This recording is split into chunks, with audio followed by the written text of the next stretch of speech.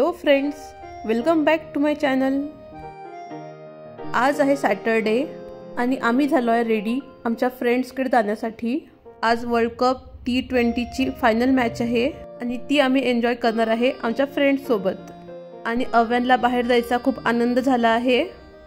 So आता आम्ही निघतो आहे।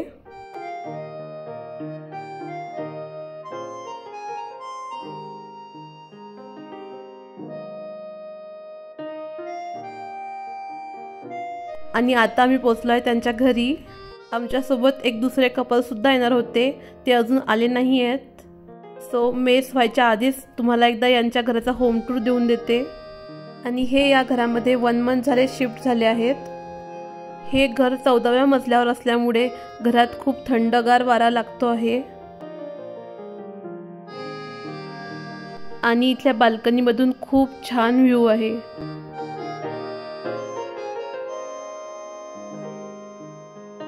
हे 2.5 BHK घर आहे आणि ही याची सर्वात छोटी रूम। आणि आता ते सेकंड कपल सुद्धा आले आहे। आणि इथे मेघलनी बनवलाय मस्त आमच्यासाठी चहा। मेघल म्हणजे आम्ही ज्यांच्याकडे आलो आहे ती। चहाच्या कपांना हात लावू नाही म्हणून अंकलनी अव्यांला बांधून घेतले। त्यानंतर आता झालाय अव्यांचा जेवणाचा वेळ। मी त्याच्यासाठी खिचडी बनवली आहे।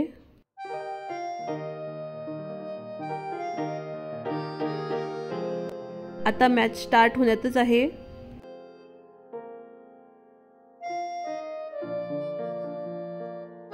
इथं ही लोक जेवण ऑर्डर करत आहे आणि प्रत्येक वेळेस कूपन लावण्यामध्ये यांचा अर्धा 1 तास वाया जातो।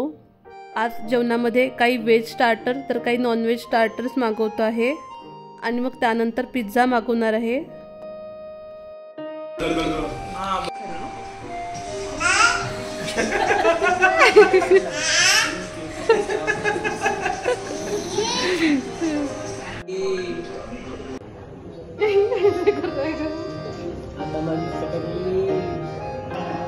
तर मॅच स्टार्ट झाली आहे।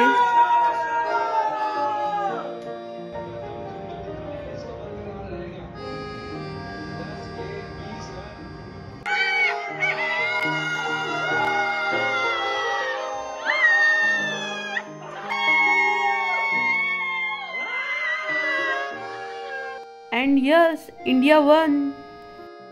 आजची मॅच खूपच इंटरेस्टिंग होती, मजा आली बघण्यामध्ये।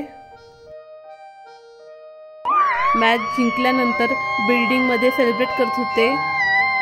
सर्व आपापल्या बाल्कनीमधून ओरडत होते इंडिया इंडिया म्हणून। त्यानंतर आम्ही लावला इथं फेमस सिरीज पंचायत 3 मधलं आमचं फेवरेट सॉन्ग ओ राजाजी।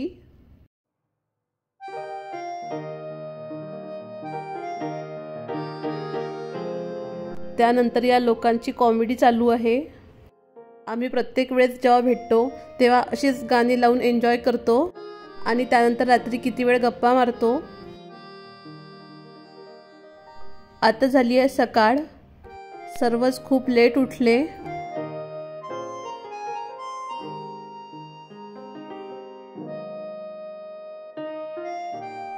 यांच्या विंडोमध्ये मस्त सिटिंग अरेंजमेंट केली आहे, तिथून छान व्ह्यू दिसतो। आणि आता पुन्हा सकाळी मेघलने आमच्यासाठी छान चहा बनवला आणि तिच्या हस्बंडने आमच्यासाठी मस्त ओनियन समोसा आणला आहे। आणि मेघल बनवते आज व्हेजवाल्यांसाठी पनीर रोल आणि नॉनव्हेजवाल्यांसाठी चिकन रोल। तर त्यासाठी आधी मॅरिनेशनमध्ये हळद, तिखट, गरम मसाला, आलं लसूणची पेस्ट घातली आहे आणि आता त्यामध्ये थोडीशी दही ॲड करते आहे।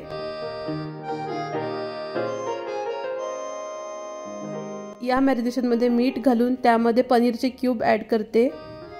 पनीरला छान मॅरिनेट करून झाल्यानंतर ते फ्रीजमध्ये ठेवून देते।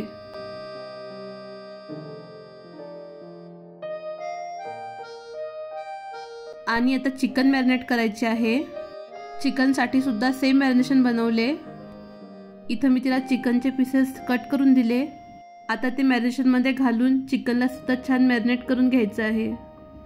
आणि चिकनला सुद्धा ती 1 ते 2 तासासाठी फ्रीजमध्ये ठेवते आहे। आता चिकन छान मॅरिनेट झाले आहे, मी त्याला फ्राय करून घेते। आपल्याला हे चिकन शॅलो फ्राय करायचे आहे।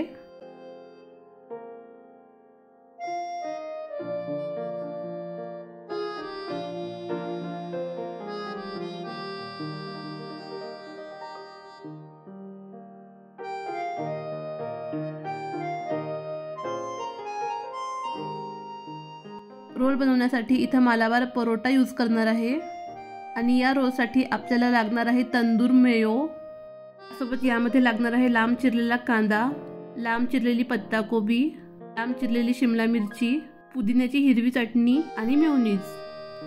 इथं परोट्याला दोन्ही साइडनी तेल लावून छान भाजून घेते आहे।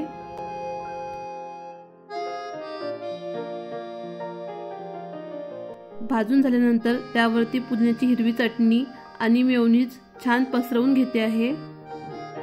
यावरती आता ती लांब चिरलेला कांदा टाकते आहे, त्यानंतर पत्ता गोबी घालते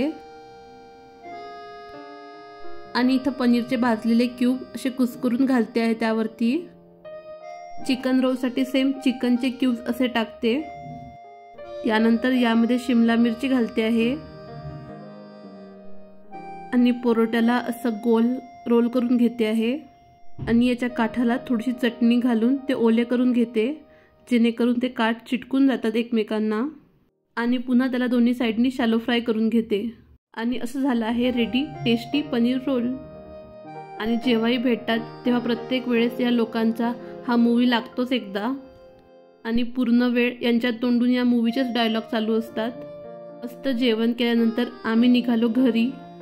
ऑलरेडी दुपार झाली होती, थोडं सामान घ्यायचं होतं म्हणून येताना आम्ही डीमार्टमधून आलो आणि डीमार्टमधून अव्यांच्या पप्पांनी अव्यांसाठी हा पियानो घेतला आहे। आणि आता झाली आहे संध्याकाळ। मी जेवणामध्ये बनवते आहे मुंगाचे डोसे।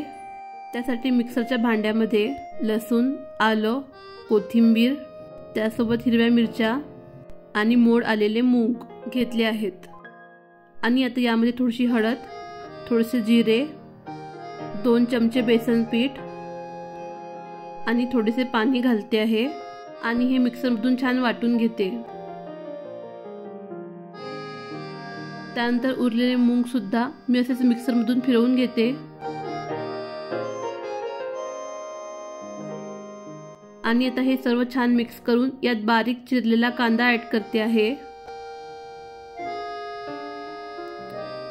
त्यासोबत चवीप्रमाणे मीठ ऍड करते आणि याला छान मिक्स करून घेते। आता डोस्याचे रवण रेडी आहे। खूप पौष्टिक डोसा बनतो हा।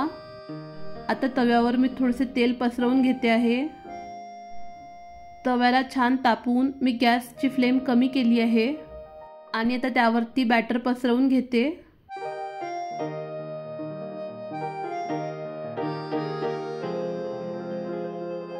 डोसा लवकर होण्यासाठी यावरती मी झाकण ठेवते।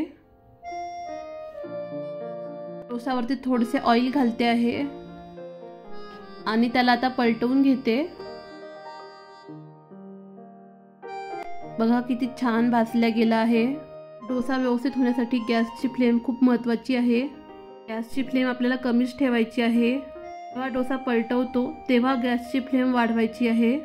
तुम्ही बघू शकता किती छान जाळीदार डोसा तयार झाला।